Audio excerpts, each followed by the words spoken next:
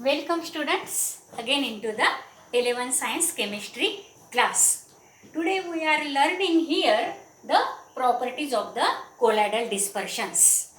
The fifth property up to the 5 property we completed. Now this is the last, that is the sixth number of property of the colloidal dispersions or colloidal solution, that is coagulation of colloidal dispersion. You know the word coagulation, that is precipitation. When all these particles of the dispersed phase coagulate or comes together and form a large bulk, it is called as the precipitation or coagulation. So what is the definition of coagulation of this colloidal dispersion? The precipitation of colloids by removal of charge associated with colloidal particles is called coagulation. We know that there are the two types of salts, positively charged salts and negatively charged salts. Now the dispersed phase particle adsorb the ions on their surface, and due to that ions they acquire the charge. So when the charge on the colloidal particles get removed, then they get precipitated or then they get coagulated. So precipitation of colloids or colloidal solutions by removal of charge associated with that colloidal particles is called as the coagulation of the colloidal dispersions. So in this way, by removing the charge present on the colloidal particles, we can precipitate or coagulate the colloidal dispersions. So the charge on the colloidal particles is due to the preferential adsorption of ions. I already tell you that the charge on the colloidal particles are due to the preferential adsorption of ions on that colloidal particles. Now for precipitation of lithophobic colloids, there is only removal of charge is required.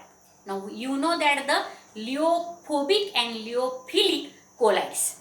In lithophobic colloids, there is repulsion or not attraction between the dispersed phase particle and the molecules of dispersion medium. That means there is no attraction between the particles of the dispersed phase and the molecules of the dispersion medium in the lithophobic salt. And in lithophilic salt, there is attraction between the particles of the dispersed phase and the molecules of the dispersion medium. So for the coagulation of lithophobic salt or lithophobic colloids, there is only the requirement is the removal of the charge on the dispersed phase particles. But a situation with lithophobic colloids is quite different or little different, because there is attraction between the lithophilic salt in the dispersed phase particles and the dispersion medium molecules. So there is always a layer of dispersed phase molecule on the dispersed phase particle in the lithophilic salt.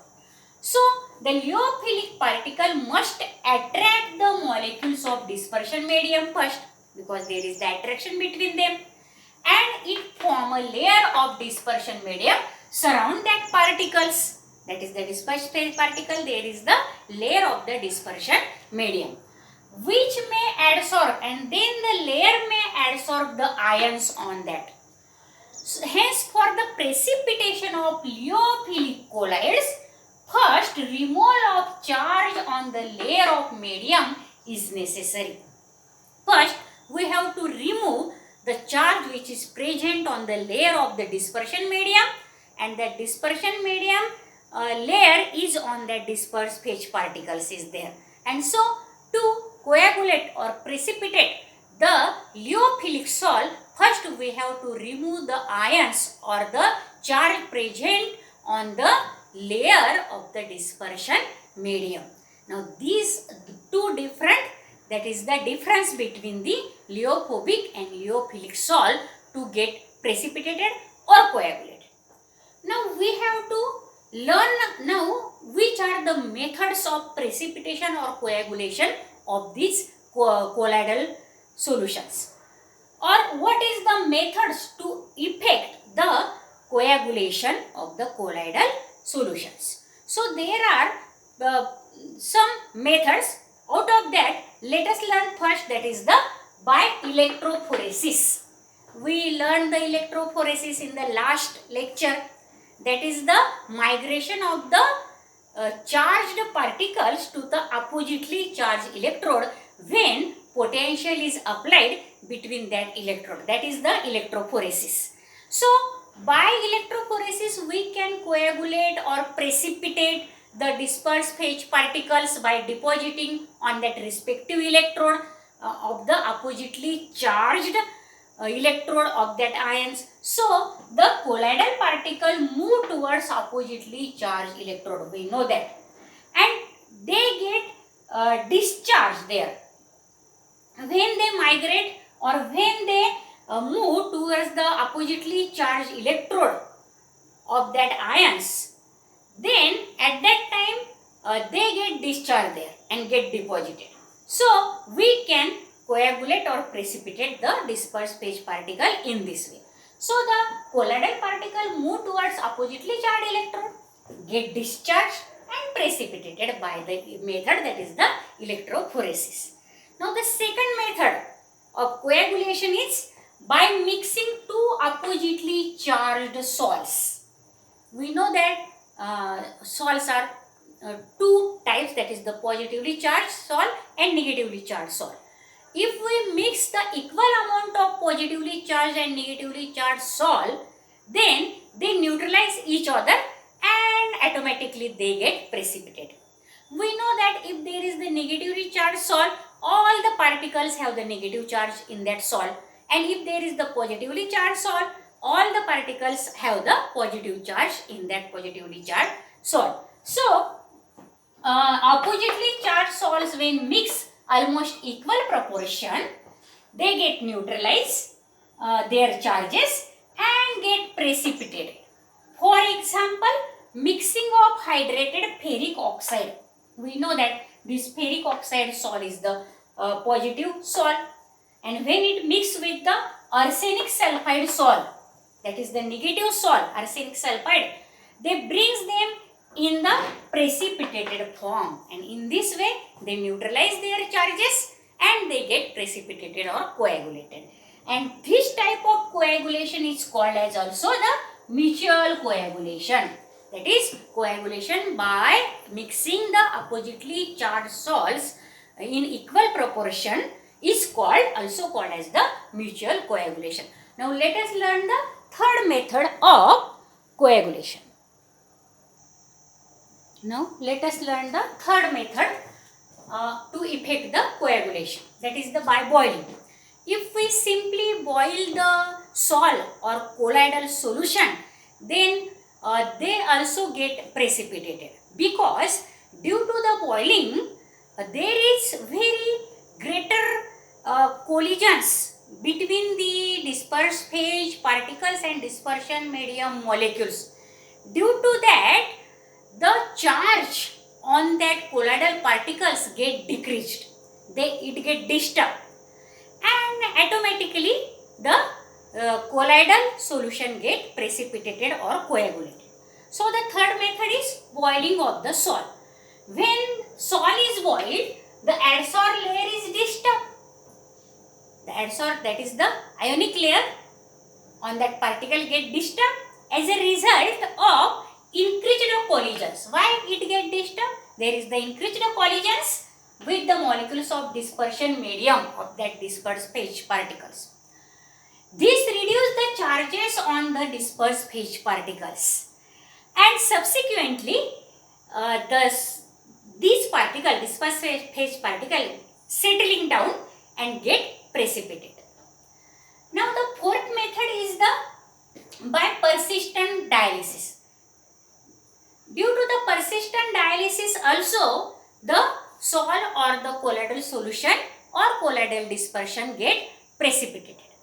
Now on prolonged dialysis, we know that what is happen in the dialysis.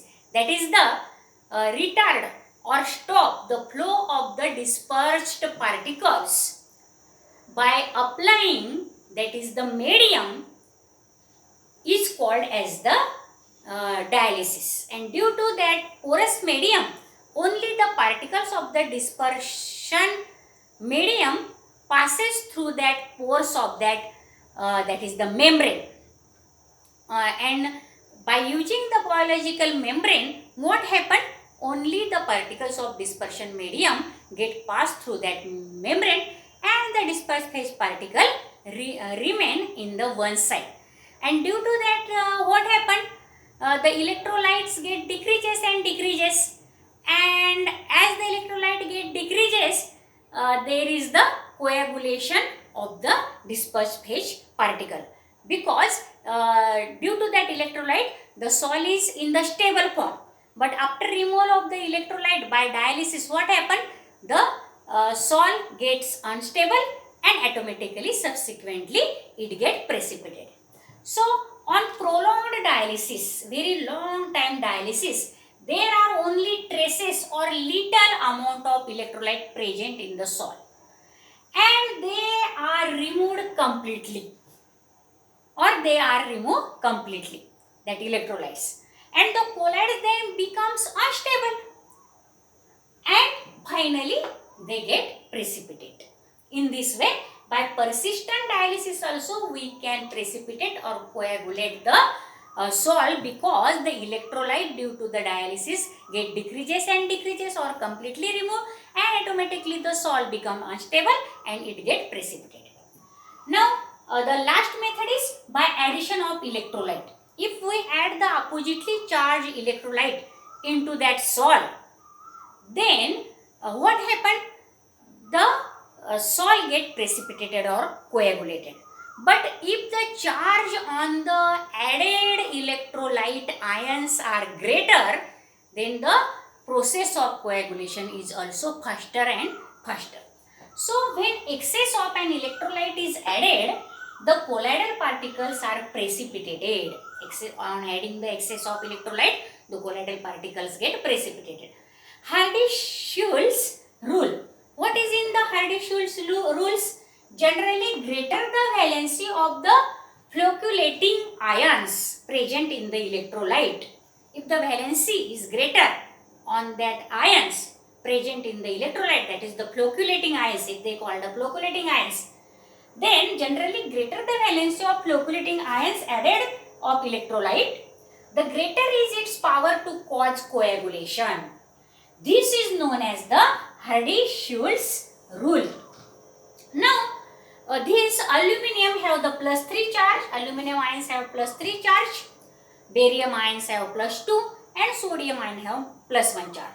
So, the order in the coagulation of the negative sol, the flocculating power follows the order.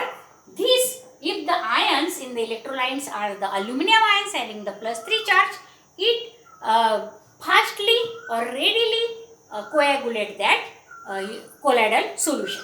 So the order is in this way. And similarly, the coagulation of positive sol, the order required of that greater valency of the negative ions is in this way. This ferrous cyanide greater than phosphate, then sulfate, and sulfate is greater than chloride. In this way, as the charge, it may be positive or negative, increases on that flocculating ions, their power of coagulation of the sol is also increases, and this is the called as the Hardy-Schulze rule. And this is about the methods for the precipitation or coagulation of the sols. If student you understand this video very well, then you can like, subscribe and share, and also tell them to like and subscribe the other students which are your friends or in your contact, because all this knowledge of 11th science also is very important for the national entrance examination, that is JEE and NEET, because there is the 50% of syllabus of the 11th standard, and also for the Maharashtra CET, this knowledge is very important. Thank you for watching the video.